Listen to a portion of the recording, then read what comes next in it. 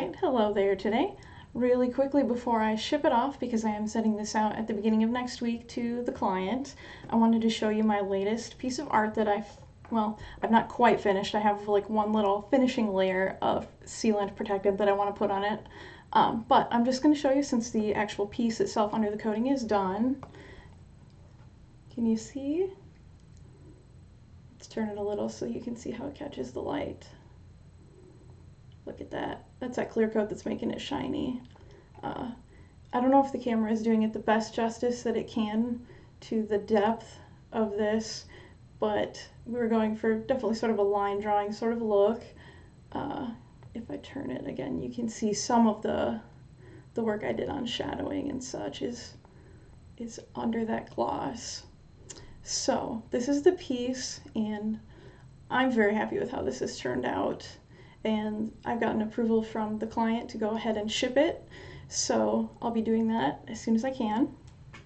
And I just wanted to show you, I guess, what I used to make it and talk about how this was a new experience for me, what went right and what went wrong, and how I did some problem solving. So this is pretty easy. Everything I used to make this piece is sitting on my desk here right now. Good old trusty pencil, literally just a pencil. This is, I think the brand is Pentel. It's one of those white erasers that actually erase things normally. I'll come back to that because it didn't this time. My duck here is actually a pencil sharpener. I think this duck's been around longer than I have. My mom had it when I was a little kid, and I fell in love with it and somehow managed to finagle it away from her. And it's my duck now.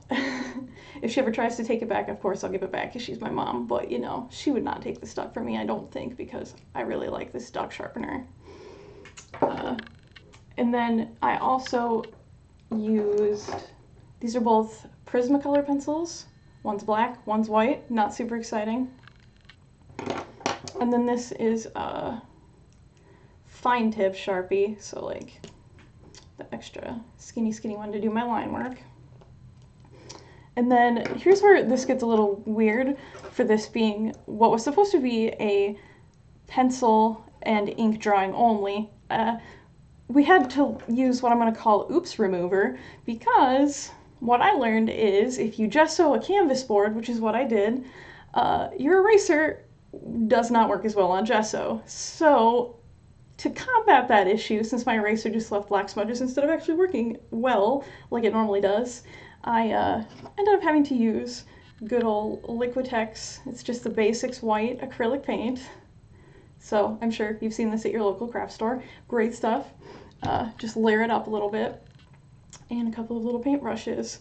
And I call that my oops remover because I did have a few oops incidents. Some things that got smudged or didn't quite work that I couldn't get off the board with the eraser because of the new format I tried, but necessity is the mother of invention, and I think that it worked out pretty well for me to use an oops remover acrylic paint as opposed to the eraser like I wanted to. Got the job done anyway. So the reason this is on a canvas board is because I'm shipping this through the mail to the client, and I didn't want to just do it on a piece of paper or even heavy cardstock because I thought it's going to get bent, it's going to get ruined, and we know paper ages and turns yellow and just does all sorts of weird stuff that we don't like. But that meant trying this on a surface I haven't used before. I got some weird stuff that happened that has never happened before. But once again, this is just a chance for me to try something new. So it's just a good old canvas board, like you hear me knock on it, that you can get at any craft store pretty much. Usually they come in like packs of 5 or 10 or something like that, and that's what this is. The surface was a little rougher than I thought I'd be able to draw on with just pencil and pen, or I guess in this case it's like a fine tip marker. So what I did was I coated the canvas board with handy dandy gesso, my giant jug of gesso, to try to get a smoother surface. My brush left all these lines in the gesso, so pardon my wiggly wobbly table. The next thing I did was take my handy dandy sandpaper and sand that surface down. I got white gesso all over the place, little flakies of it after it dried. But it did get me a slightly smoother surface. Not too smooth because that's kind of boring, the nice thing about canvas boards is that they do have some texture to them, just like canvas, and I do like to lean into that a little bit. It was just a little too aggressive before I got the gesso on there. So anyway, canvas board, put the gesso on it, start drawing the drawing out. And I'm going to use maybe like the end of my paintbrush here to kind of point it so I don't leave marks and fingerprints all over it. I did the typical, you know, like, okay, draw a circle, draw an oval, and just got my big shapes outlined in regular pencil. And then I started going back in and filling in shadows and shapes and getting progressively darker and darker and darker, working from pencil to the black colored pencil and then eventually to the Sharpie.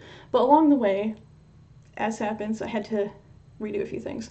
And the biggest thing that went wrong for me was I noticed after I had initially drawn everything else out and it was looking beautiful, this poor kid's head was like half an inch too small. And so I tried to erase it, was going to go back and just fix it, no problem. And that's when I learned that my beautiful white eraser that works on everything else does not work on a gessoed canvas board. And that's when I learned that, okay, I'm just going to have to paint over it. Not once, not twice, but 3 times with some acrylic paint, because what happens the first time is it smudges your pencil around.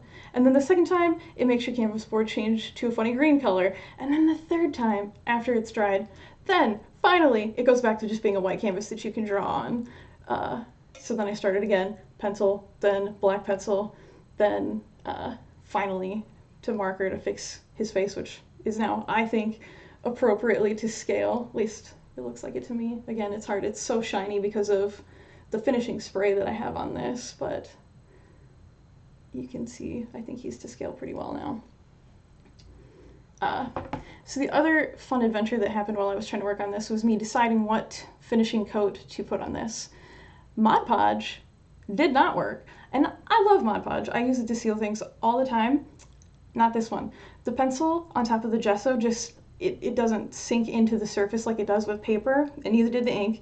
So I did a little test patch to see what would happen, and just try to do a little thin coat of gesso, and it smeared my pencil and ink all over. I should have known that was going to happen, but you know, you don't really know until you try. But yeah, so I smudged the heck out of part of this, and then once again had to go for my handy dandy Oops Remover acrylic paint and redo a little bit of the background again. You know, redoing things, because, well, what's art without a little trial and error? But I think what I ended up with using, it's making it hard for me to show you the piece on camera because it's so dang shiny, but it's a Krylon clear acrylic spray. I need to work on the lighting in this room, don't I? It's so bright, it's hard to see. But again, at any craft store, I think it was like $5.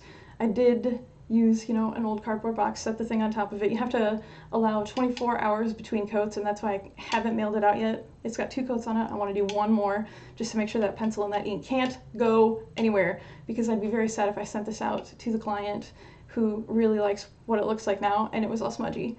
No smudgy art. I don't want smudgy art. So 1 more coat before I put this in the mail. I'm gonna make it even shinier, but it shouldn't change the picture underneath other than that. So yeah, that's the story of the piece of art that I have here. I don't know. Again, I'm pretty darn happy with it. I think it's a couple of cute kids, and I think my ink and my pencil all look pretty good. Again, that shiny is just driving me crazy. So anyway, moral of the story is, if you can't use your eraser, try something else. If something goes wrong, try something else. Because, well, I didn't have to start over, and I think I have a beautiful piece now that, having sent pictures to the client, I think he's very happy with. And I didn't film my process throughout because I have very quick turnaround time on this one. They asked for it about not even a week ago, and I just was grinding away a couple hours a day here, every day, until we got to this point. And I was really worried about getting it done in time for him, just because every difficult thing to draw that you can have in a picture is in here. We got little kids proportions, which are weirder than adults.